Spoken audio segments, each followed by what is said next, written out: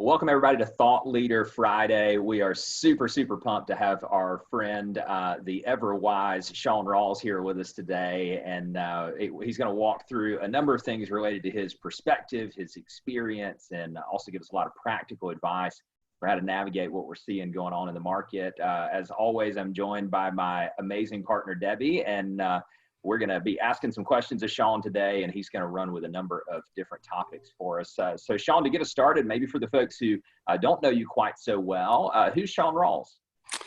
Well, he's a guy that lives in Atlanta that a long time ago started the first Keller Williams office in Georgia. And we built that my ex-wife and I built that to be the #1 real estate company in Atlanta. And it remains so today. I'm out of operations with that company, and I'm strictly an investor. But by the time I had stepped away from my role in that company, we had navigated the last economic storm that we all recall. And now I've written a book, and I do some speaking, and the real estate market is near and dear to my heart, and I have a lot of thoughts and opinions and observations about it based on my sphere and my friends and my peers and coworkers and that sort of thing. So once this all started hitting, I thought, I've probably got a few stripes of experience that might be helpful for some people that haven't navigated anything like this before, and might help some people that were, maybe remember some of the things that got them through the last time. Yeah. Well, and we're thankful for you to be able to do that for us. I know those of us who were able to spend some time with you as a keynote speaker at our Business Building and Leadership Summit in Raleigh back in October, got to hear a lot of exciting stuff from you, and you've had a big impact on my life and my business and countless other people. So maybe lead us off, if you don't mind, with just sort of your overarching perspective about what's going on and how it's similar or dissimilar from the last significant economic downturn, and maybe that's an appetizer for today for us.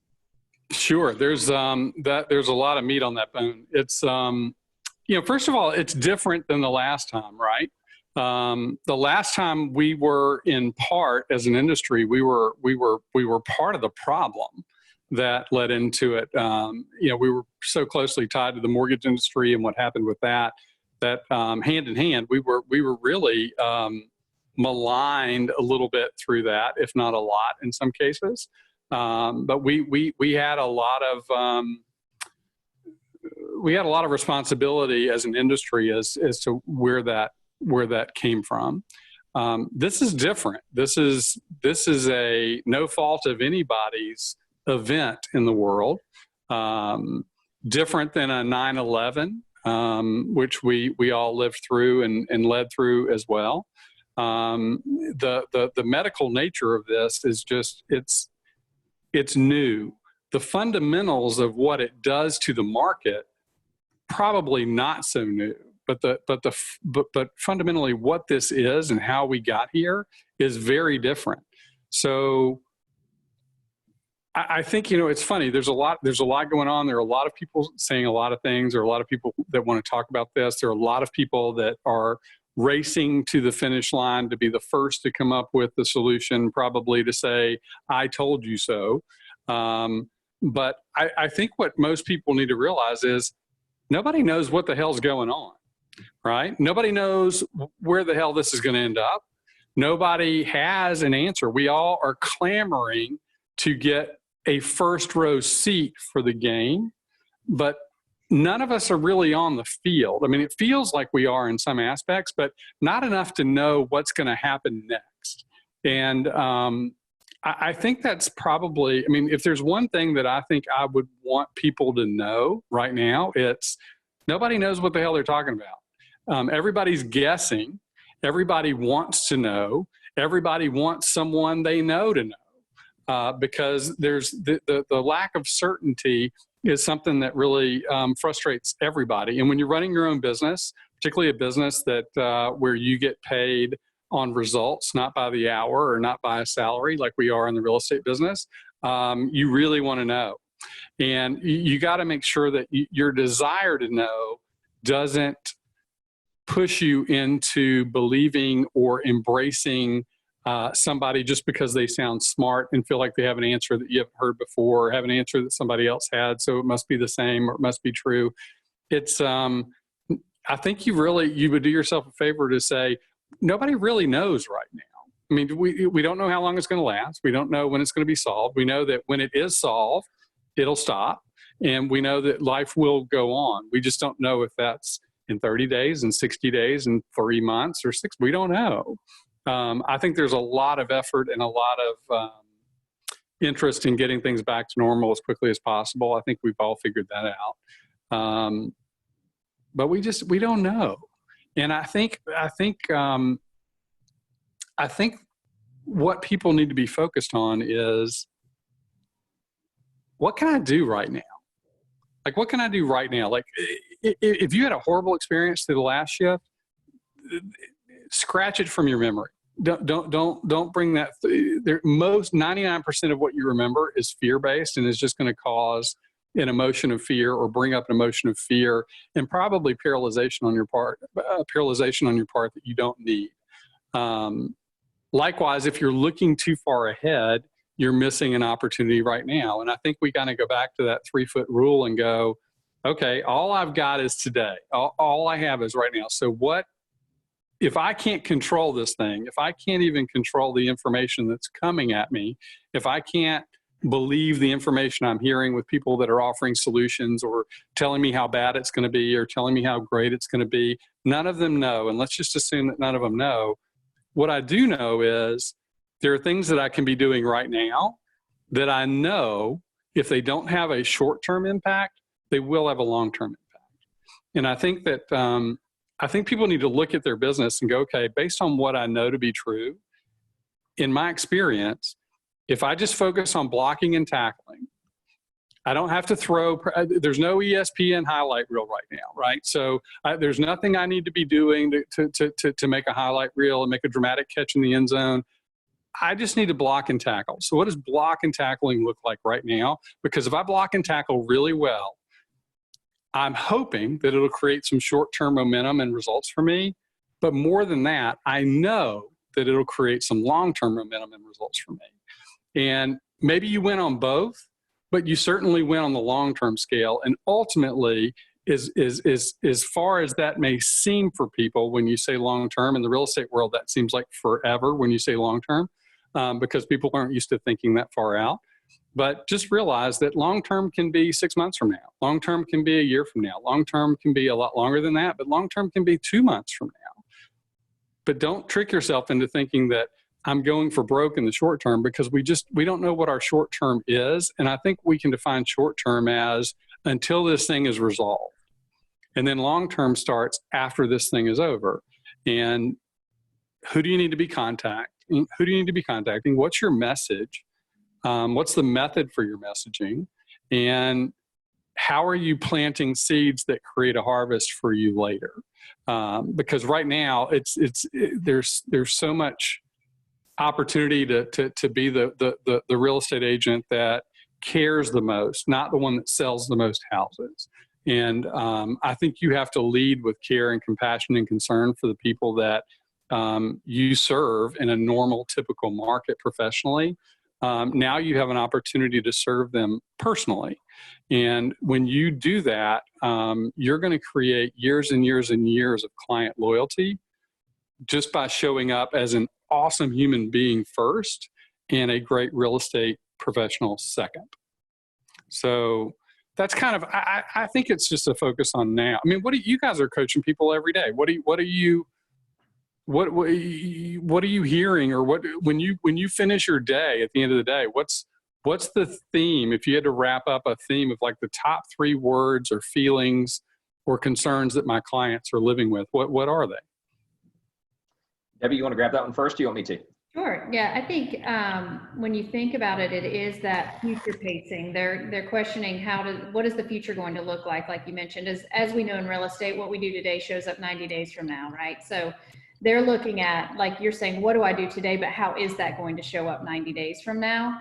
And I think the other thing that we see quite often is that, I don't know that it's fear, it's that knee jerk on decision making for, oh, let me try this, or let me try that, or where's the easy button, or not necessarily easy button, but what's the quick fix? What's the shiny object? Because there's no shiny objects being put out there right now as far as, hey, this will go get you 98% more business, you know? And so for us, it's looking at those knee-jerk reactions and then also helping them understand that, like you said, being that good person in the future or now will lead to that future business. So, you know, I think those are what our clients are coming into these calls with, is what does the future look like? Do you think they are leading with emotion, or do you think they're leading with logic? I think this short into it, it's emotion, like you said, I do because too. no one knows what to anticipate. I mean, we went from Valentine's Day, right, business as usual, to St. Patrick's Day, no green beer, right? So Right. In a very short period of time, everything snapped and everything changed. And so I think that initial is fear, and that relates to their budgets, that relates to what they're spending money on, how the decisions they're making. Do they grow now? Do they hold off on growing? You know, and so emotion would be my answer to that because of the time. I think we're entering that phase now that we're an additional 30 days out, to where they're looking at it a little more logically to say, okay, what do I need to have in place? And that's where they're coming from now. Good. Yeah. What about you, Bill? Yeah, I think we'd see a lot of similarities in that. You know, you and I were talking about this briefly earlier, in that a lot of the folks that we work with, by the nature of working with top agents and top agent teams and leaders of brokerage firms, not really their first rodeo in economic challenges. You know, to your point from the top of the call, a different leading factor into this. Yeah, the economic underpinning feels kind of familiar. So I think we are seeing a degree of resilience out of the folks who've been punched in the mouth before.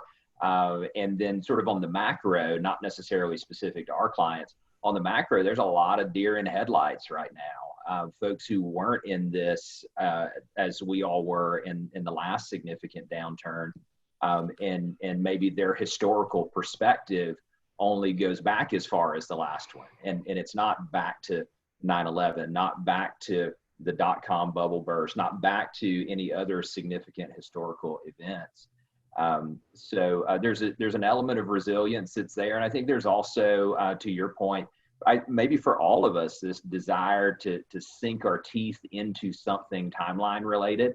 Sure. So I'd love to get your thoughts on this, Shaun. So for anybody who's watching this, or any of the three of us who are saying, I'm a little bit of a control freak, and this is something that's beyond my control. What's the mindset element of that day to day in releasing the desire to control and just stick to the blocking and tackling, as you say?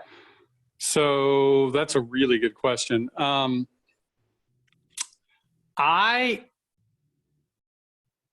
I think there's a lot of things that are going to come out of this time, right? And I could list a number of them, but on a spiritual level, make no mistake about it, I think we're all supposed to learn something. And whether that's about ourselves or our businesses or our faith or our priorities or our habits, whatever it is, and it may be all of it. But I really think we're all supposed to walk away from this going, I get it. That was a painful way to get it, but I got it. And, years ago, there's an entrepreneurial school in Austin, Texas. I cannot remember the name of it. You might know. Do you know what the name? It's an acclaimed school for entrepreneurs. And the number one trait that they say of great entrepreneurs, if you want to be a great entrepreneur, the number one trait they found of great entrepreneurs is a high tolerance for ambiguity. And I think the more we want to know, the less we're behaving like a top-notch entrepreneur. Instead of trying to predict things, I think we just have to know certain things to be true and cling to those and know that if we do the right things, that the right things will happen, even though we can't really qualify them or quantify them ahead of time. So people that want certainty, I think your lesson may be tough. You're not going to get it.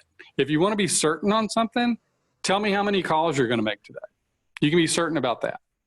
Tell me how many people you're going to help today or offer to help today. I think that's certainty. Tell me how many hours of sleep you're going to get. Tell me how many hours, what you're going to do for exercise. Tell me what you're going to eat and what you're not going to eat. I think that's certainty right now on some level. And when it comes to forecasting certainty, whether it's in a timeline or whether it's in an unemployment number or a number of deaths number or whatever it is number that you're trying to look for certainty, the only time you're going to be certain of it is when it's past. So you kind of got to get over that a little bit. And that may be your lesson in your journey to do it. But I do think that for the people that are deer in the headlights that you mentioned, that are not as experienced in going through some of these things, I think they need to realize that, if they're fortunate enough to be in a coaching relationship with you guys, or if they've got somebody in their life that where they have anxiety, they have somebody who's a mentor that they truly trust, that knows that they're going to look out for their best interests and want what's best for them no matter what, just because of who they are.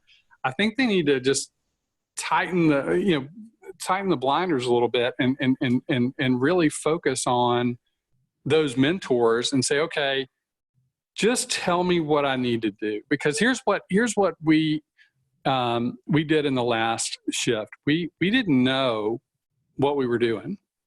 And we had never had an economic thing like that since, they say, the Great Depression, right? Way before our time. And we came up with a term that we called leading with faith at the time. And we weren't talking about religion. We were just saying, we sat down in an office one day and we said, okay, what do we know to be true? What do we believe? Just what we started out this call. What do we believe are the things that people should be doing that if they do them day in and day out, day in and day out, day in and day out, regardless of what the market is, regardless of what the headlines are, regardless of where the stock market is, what are the actions that they can do that'll make a difference in their business, short or for sure long term? And once we define those things, we said, okay, we're going to have faith that these things are going to show up and they're going to work for us and they're going to make a difference in people's lives. And we're going to run this train right down the track, and we are going to run it hard and fast and every day. And we are not going to get off the track. We are going to stay true to what we've just defined as faith-based initiatives that we're going to follow from a leadership perspective. And a funny thing happened. When we look back on the time period from when that shift, as you said, everybody got punched in the mouth. By the time everybody came to, our market share had gone nuts. Our people were so far ahead of the curve because of that faith-based belief in what we were talking about and following it and doing it and not finding excuses, but finding reasons and sticking true to our guns. I mean, we couldn't believe it. We looked up and we literally, by 2010, we were the number one company in Atlanta. And we were, going into it, we were not number 2 or 3, I don't think. We got a lot of steam. And the way I explained it is if you've ever been to the beach and you put your towel down and you go into the water and you play for a while, and then you decide it's time to get out, and you get out of the water and you start looking around and you go, who took my towel? And you look around and you realize, oh, nobody took my towel. It's a half a mile up the beach. I just got sucked along the current of the ocean. I didn't think I moved at all, but I moved a lot.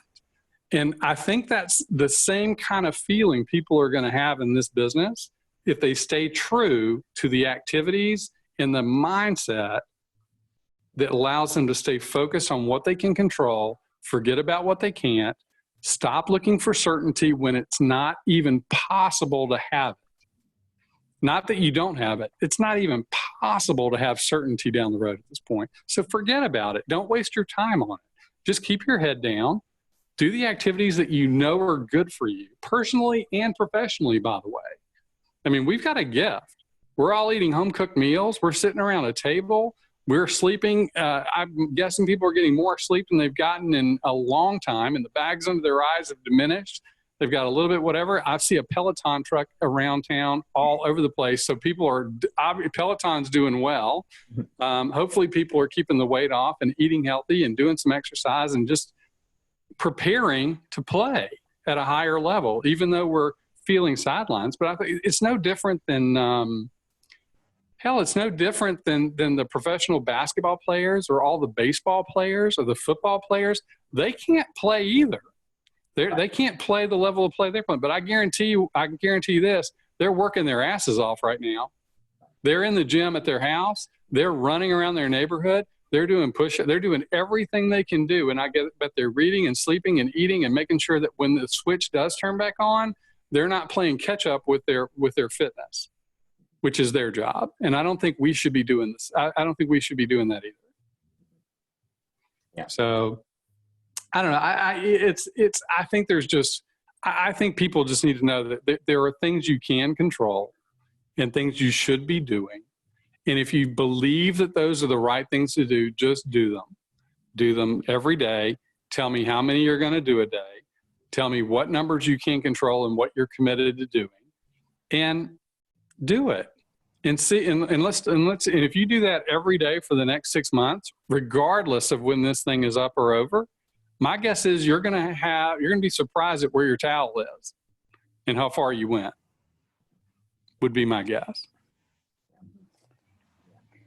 Totally with you. Yeah, go Creating ahead, good habits as well along the way.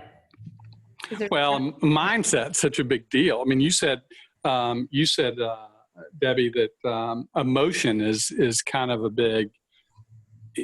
I think everybody, if they're honest, I mean, it's funny to see all the memes on Facebook. I get a kick out of them. There's some really good ones out there. But and I'm glad, and I hope people keep their senses of humor. But on some level, it's masking a little bit of chaos and a little bit of fear, and it's a way to they're kind of taking some of the uncertainty and the chaos and the craziness and turning it into these funny memes that they can laugh at, just to kind of remember where they are. But look, we're emotional beings, and I think most people that have a real estate license, probably the vast majority of them, are emotionally driven people. And the problem with being an emotionally driven person is you tend to have a good imagination, and that can be good, and that can be not good. And as good as it is on the positive side is as bad as it is on the negative side. And you've got to check that. But I was telling somebody recently that I had a commercial real estate agent. When I got in the real estate business, I had a commercial guy take me under his wing. And one of the best things he ever taught me was in negotiating, he said, when somebody counters you, you need to first figure out whether it's an emotional objection or a logical objection. And he said, never fight fire with fire. If somebody objects emotionally, you have to respond logically. And if somebody objects logically, you have to respond emotionally if you want to move the needle at all. And it truly has panned out in my life to be one of the best pieces of advice I ever got, because people need to self-check their own level of emotion and logic and realize that if you're leading with emotion and you're having fear or you're anxious, you're worried about things that are not today. You're worrying about things that are down the road, and you've got to cut that emotional reaction off at the knees, and you have to find a way to logically bring yourself to a place where you can think straight and you can think like a leader and you can think like the CEO of your business, because CEOs don't think emotionally. They don't think with fear. Bill, we grew up in a similar environment and professionally. And one of the things that I know we both learned was never make important business decisions out of fear. Never. So if you're like, oh my God, the sky is falling, and and you're making these, just slicing and dicing decisions just to make yourself feel like you're doing something, but they're not really logically tied, you're probably going to regret it, right? I think, and that's where you guys come in terms of guiding people to say, if there was a logical side to what you're thinking, what would that look like, right? I just think people get caught up in the emotional side of crisis, and instead of trying to figure their own way out of their paper bag, they're waiting for somebody to open the bag for them, and just it's not that hard. Just try to think logically, and you need people like you guys to remind them how to do that. Well, thank you for your compliment on that. It's interesting because it feeds nicely into something that we began sharing with our clients going back probably a month ago now, where kind of the thing we put forward, and I'll be brief on this and then you can kind of fill in some gaps from your thoughts, is really two things in this time. Number one is outthinking the competition. So to your point, Shaun, sort of slowing down, processing, being really structured about the way that we think and analyze through what's going on. And then number two is outworking the competition, which is the blocking and tackling element of things. So I'd be interested in if you want to kind of play off of each of those. If maybe somebody's watching this and they're saying, I'm acknowledging now that I'm in a heightened emotional state around what's going on. I have a desire to be more logical about the way that I'm going to approach things. Any insight you might offer that person? Yeah, well, I think you have to realize that the people that you're trying to talk to are doing the same thing. I mean, if you think your clients aren't, if you're leading a little bit with fear and worry or anxiety around housing, you can only imagine what people who were thinking about selling their house or thinking about buying a house or having to sell their house or having to buy a house, they're fearful as well, because all they're doing is hearing doom and gloom. And you turn on your news feed on your cell phone is the real estate market is crashing, or this is when you and I both know it's not. It's definitely not business as usual, and it's definitely not the good old days of real estate.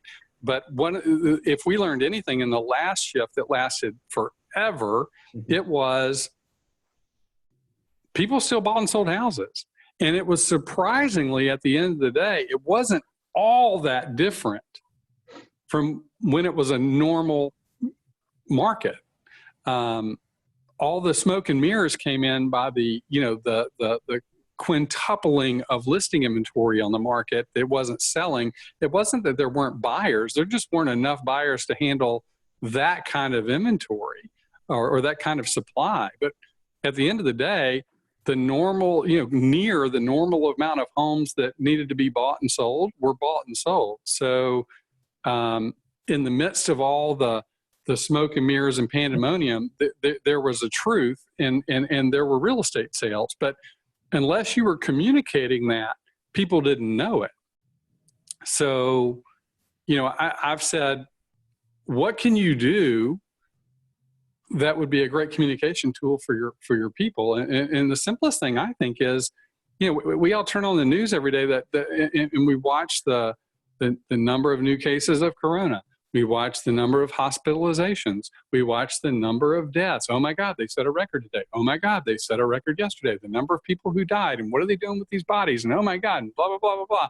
But we're becoming, whether, and not that we asked for it, it's because somebody gave us these numbers and said, these are important numbers. And they're so important, we're going to give them to you every damn day. And whether you're paying attention or not, you know what the damn numbers are. It's amazing. They're telling us what we need to know, and we're not even going, I'm going to to practice these numbers. I got to memorize these numbers. And it's like, no, you don't. They're just giving them to us every day. We figure it out. It's osmosis. We've got it. Somebody needs to do the same thing to your real estate database, right? Let me show you the numbers that are important. Last week, we had 672 new listings hit our MLS. Last week, we had 210 listings go under contract.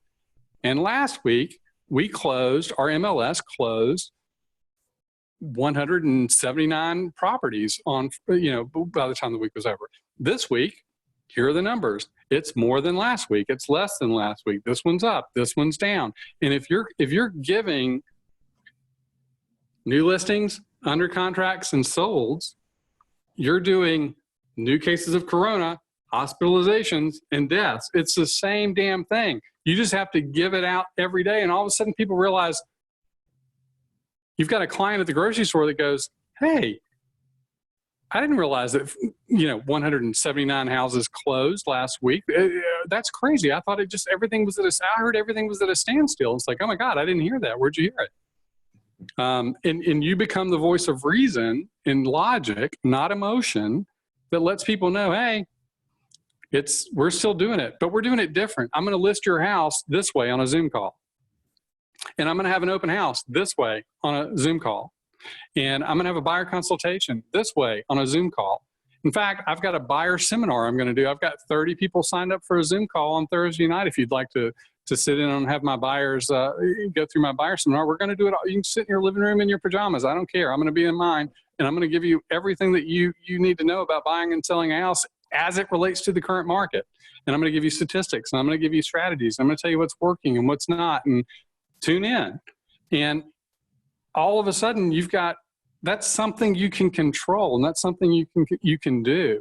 And I guarantee you, when all this is over, it's this thing we're doing right now. If there's one thing that comes out of this that's a mind-blowing change in the real estate business, it's going to be this virtual thing will not stop.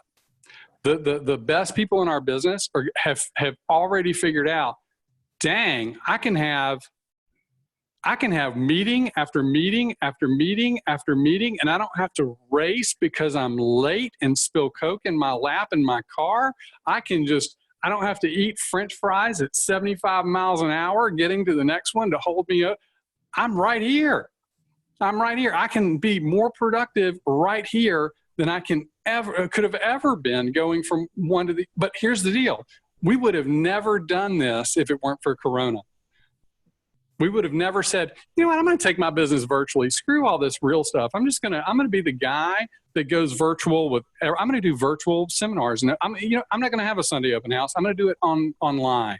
People would be like, you've lost your mind, Bill Middleton. What the hell is wrong with you?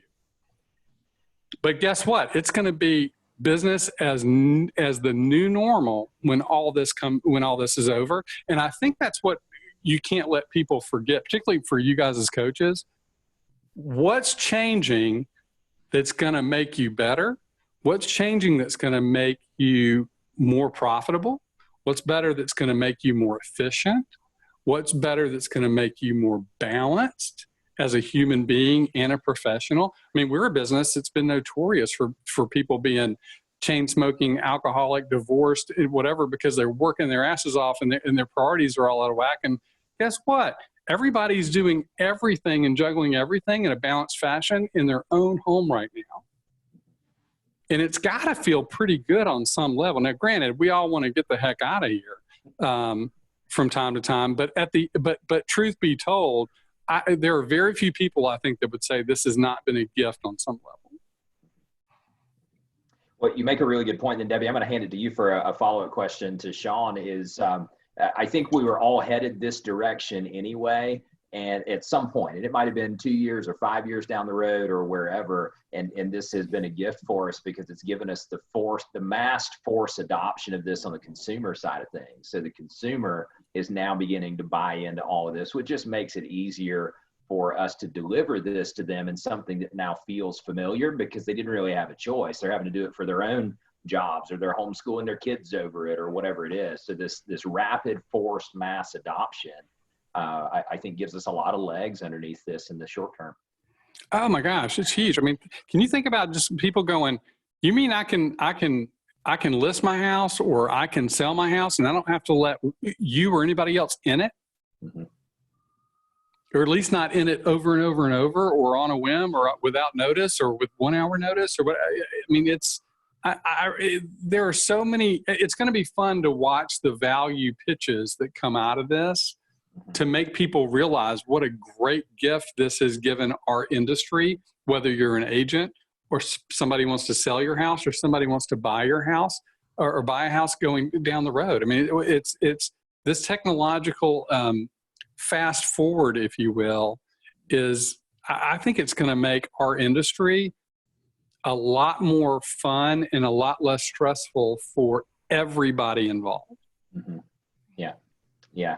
And it's a fun thing to think about too, as we get further into the future. I mean, the next thing that we see in this, and who knows how far off it is virtual reality or augmented reality. When there's mass adoption of that, people start viewing houses with their Oculus headsets on from their couches and play it like a video game. That's the first movers in that game as polished listing agents and marketers are going to totally change the landscape of this thing.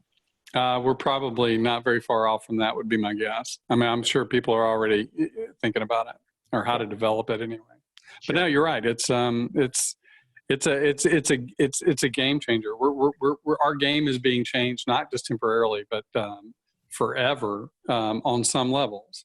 And I think most of the things that stick are going to be things that were the gifts that came out of it. Anything that people are complaining about, that stuff will go by the wayside. But all the stuff that's good or gift oriented is going to stick, I think. Sure. Yeah. So what else? Attorneys and title company closers can go back to their offices and not stand in the parking lot. I'm sure they'll be grateful for that. Yes, I'm sure. And for Zoom, my request would be, if anyone's listening, a scratch and sniff button, just as I'm doing my listing presentation. So I know, am I getting Pier 1 or am I getting the old chain smoker's house? That would be virtual, right. Very helpful, right? Right. That would be good. One thing I've heard you say a couple of times, the power of growth and taking market share. So, when we look at today's industry and the fact that we coach several large teams, that how do we get them to that logical place of continuing to grow and continuing to take market share, be it through market share or growing of their team, versus that natural instinct of, oh shoot, I should push the brakes? Ooh, that's a good question. Because I think as a good business person, now, usually we don't, our big excuse is we don't have time, right? We don't have enough time to, when I get some time, I'll look at that, or when I get some time, I'll do that. But now in all honesty, we've been given some time, right? So there are some things that you can do productively. And one of them is just do a little audit of your business. Figure out where your money is generating joy and happiness for you, where your money is generating a return on investment for you, where your money is creating a open back door for you, where it's just sifting away or sliding away and there's no return, no joy, why are we spending this money? Because I don't really like what it's doing and I don't really get that much out of what we're paying for. And I think we look at, where are the easy places that we can make some cuts to our businesses and our households. That what did we think? Is there anything that we thought was a necessity that, now that we're in this situation, we're realizing maybe it's not so much of a necessity. But I don't think it's about hitting brakes. I think it's, again, logically going through and saying, all right, does this work? Does this not? Do we keep it or not? And I think it's the equivalent of cleaning out your closet and going, I love that shirt. And your wife goes, yeah, well, it's time for it to go. Right. So that's okay. But I think that, I think you do have to realize that hitting the brakes is, there's a time for it and there's a time not to do it. And, pumping your brakes is one thing, just don't stand on them, right? And realize that we're going through a curve. And it's a curve that we just like if you're driving in your car and you're doing, 60 miles an hour and you're coming into a curve that you can't see on the other side, your tendency is to hit the brakes, right? But if you know anything about driving, you realize that hitting the brakes going into the curve is really the wrong time to hit your brakes. You have to coast into the curve, and once you're into the curve solidly, then you accelerate out of the curve.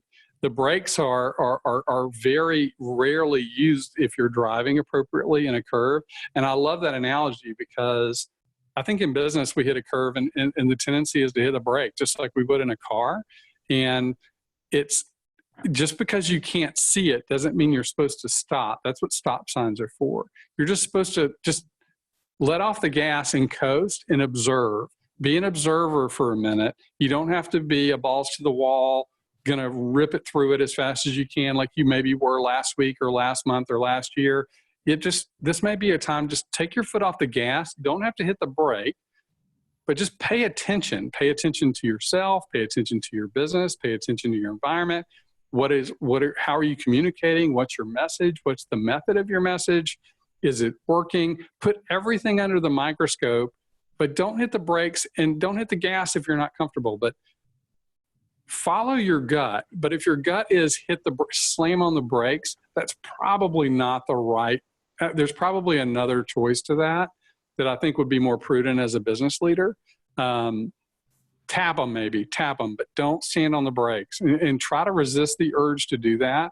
You don't have to kill it yet, but let's take a little time and be perceptive, and let's take a little time to evaluate, and let's take a little time to just assess everything that we're dealing with, where we're spending our money, where we're spending our time, who we're supporting, who we're not supporting, what we want to do, what we want to capture, and are we doing the things that we believe are going to do that? And if we can't even define that, let's define those things, and let's have our own faith-based leadership program, and let's hit the gas on those things so that we come out of this thing with as much acceleration as we need to have.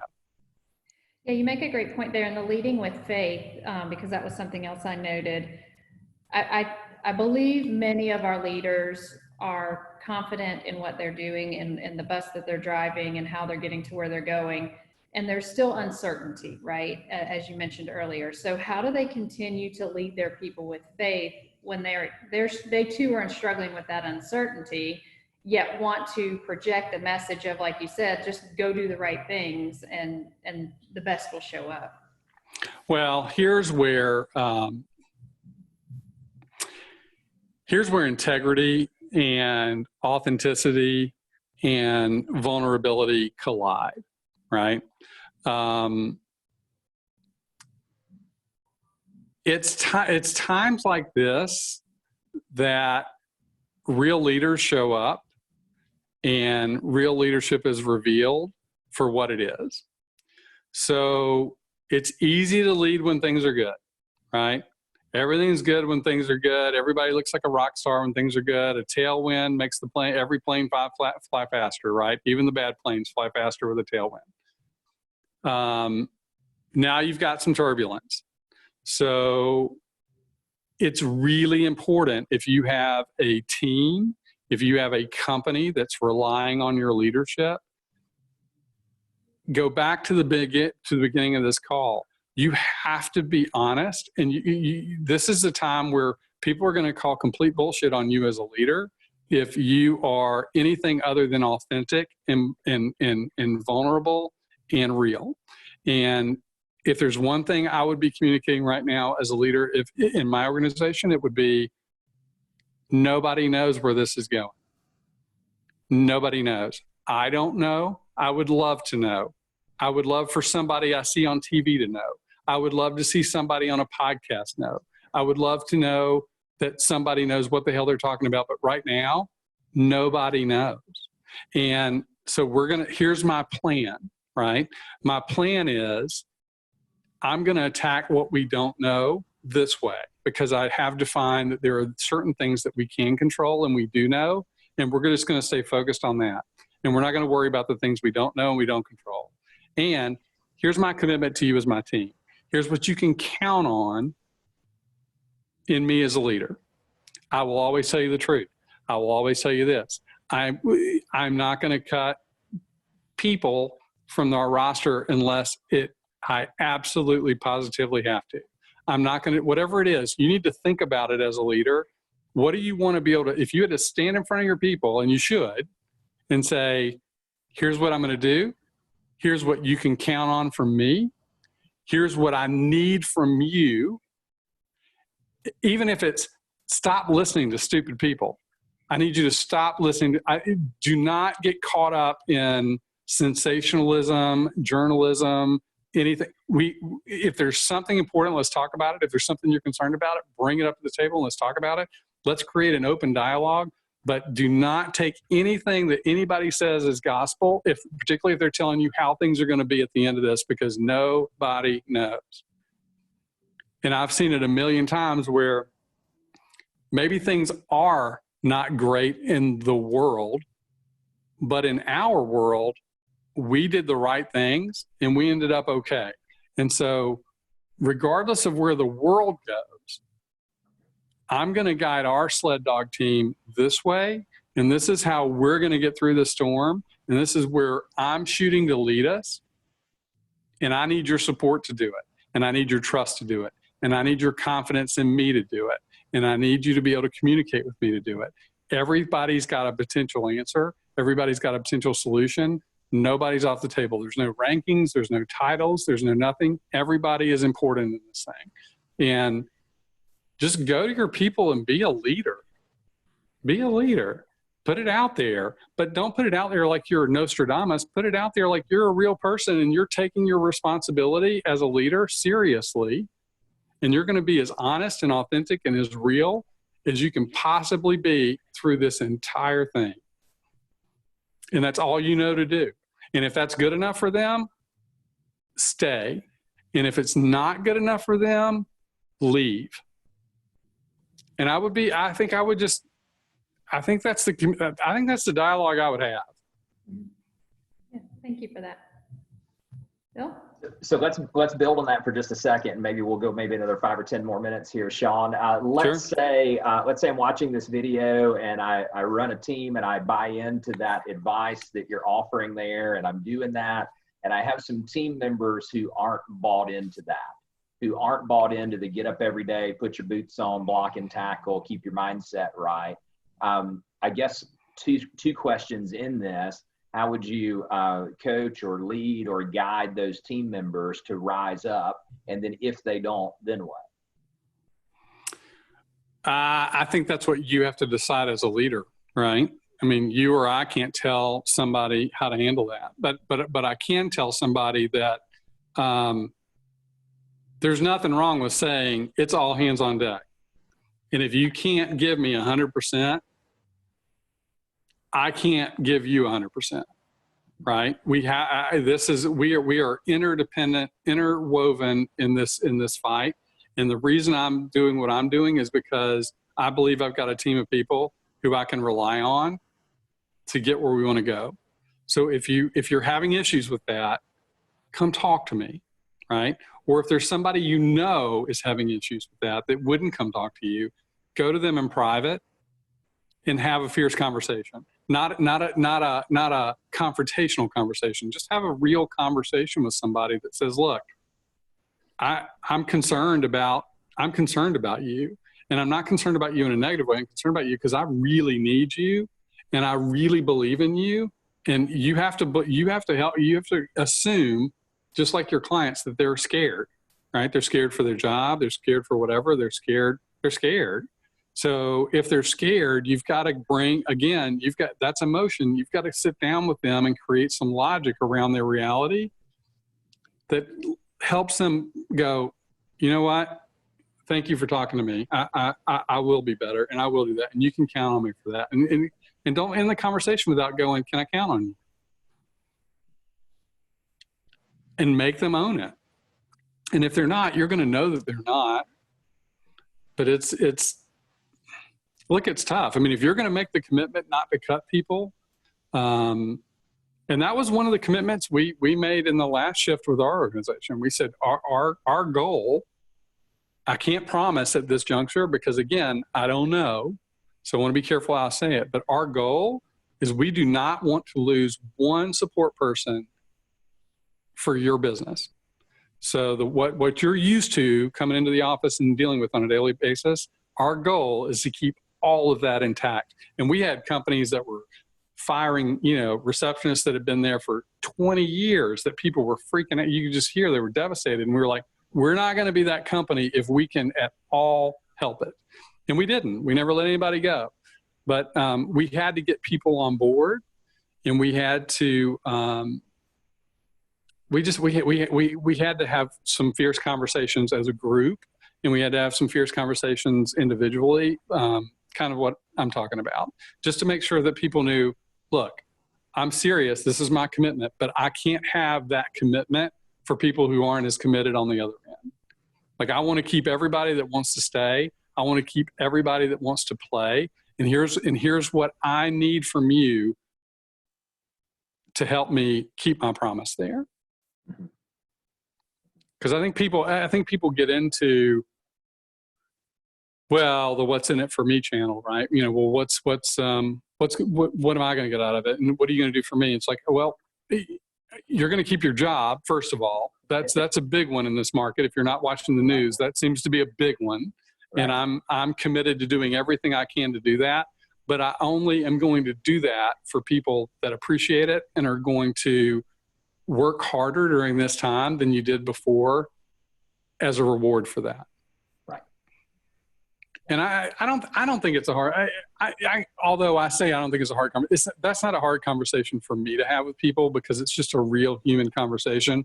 Some people that are leading teams, that's not natural for them. And they're not great at those things. And they might not be really good at being vulnerable or authentic or real. In which case I would point them back to you as their coach and go, let's role play that conversation with Sally, because here's what when I saw her today, here's what I wanted to say. And you go, well, you might not want to tell her she's not holding up to her end of the bargain and she's disappointing you. That's probably not the good lead in for that. Right. But I think you can help people with that. And you probably know who's natural with that and who's not. But I think those conversations are, again, I think one of the opportunities in this market right now is improving your leadership skills. I mean, it is improving. I mean, this is a time to vision cast. This is a time to really share what your commitment to your team is and prove it.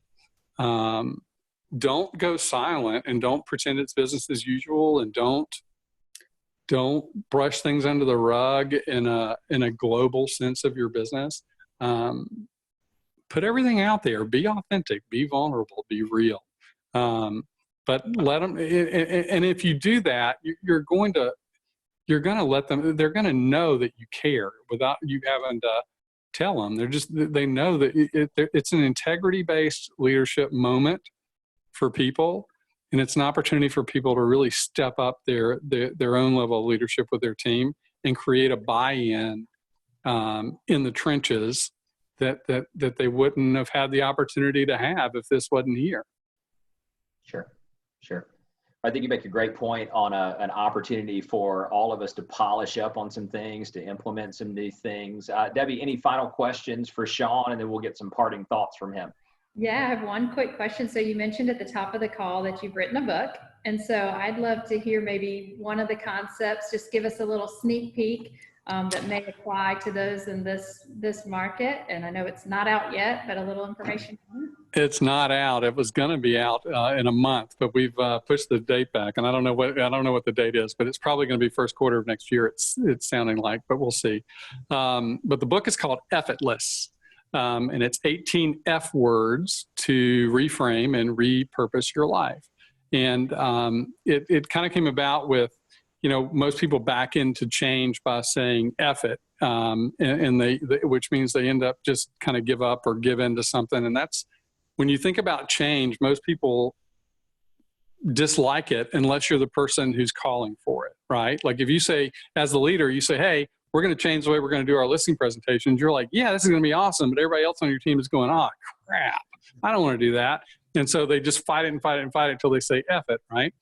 So Effortless is about living your best life, and it's about realizing that change is a good thing if you architect it, and to really focus on the architecture that you need. So we come up with a bunch of different F words, whether it's flex or forgive or faith or fix, family. There's just 18 of them. It's really, they're fun. But one of the things, here's a parting thought, because one of them is in the final chapter of the book, there is a quote that says, we are all just walking each other home. And I had a friend of mine, one of my best friends called me one day. He went to a funeral for somebody that was an ex-client of mine and a client of his in his business. And he was a acquaintance in common. And he went to his funeral. I didn't go. But he said, I got to call you. I wanted to call you because in the funeral, there was the preacher said something that I'd never heard before. And he said, we're all just walking each other home. And he said, the whole theme of the funeral, the memorial service was, we're all just walking each other home. And he said, you know what? I just thought we are, I'm walking you home. You're walking me home. We're all walking each other home. And, I'd never, ever, ever heard that quote before. And it's actually a famous quote, but once I researched it.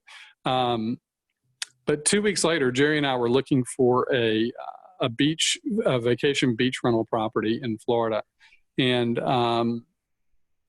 we looked at a number of properties in a day in this development we were interested in.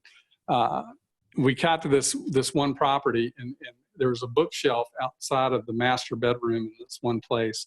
And it had a spray painted brick sitting on the shelf.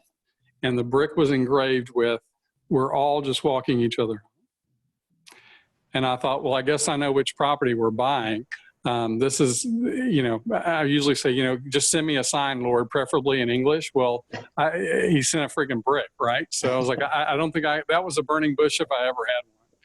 But it's true. We're all just walking each other home, and we're all doing our part to kind of get everybody where they need to go. And it's calls like this, and it's relationships like you guys have with your people, that we're all interconnected, and we're all doing our part to help the world be a little better place and people be a little happier and a little more productive and a little more profitable.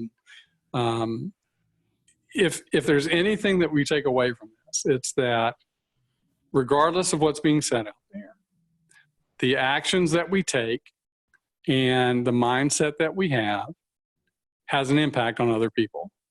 And there was a book a long time ago called The Butterfly Effect, right? That the flap of a butterfly wings can cause a tsunami on the other side of the world once it gains steam.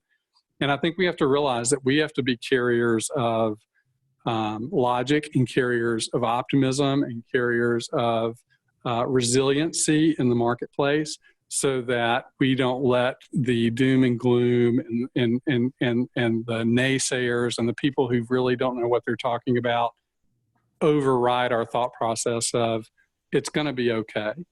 It's going to be okay. We don't know when it's going to be the way we want it to be, but it's going to be okay.